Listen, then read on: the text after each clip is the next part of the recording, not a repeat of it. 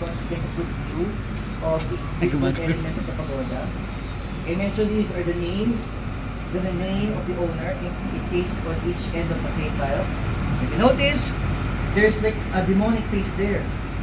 That is what we call an Onigawara, or an Oni. An Oni is a demon. Gawara means tile in Japan. So Onigawara, a demon tile. So why is there a demon on top of this, or decorated on this pagoda?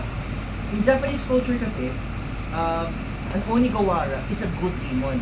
It is not a demon that haunts you, but rather a demon that scares away other bad demons.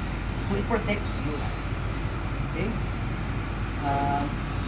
Other elements here, you can see some floral elements here with a lotus flower that kind of symbolizes for China, the wealth of China. And other elements then, ano is here, what's the other one? What's the other one? Because aside from these floral elements, you can also see some fruits. It goes other window.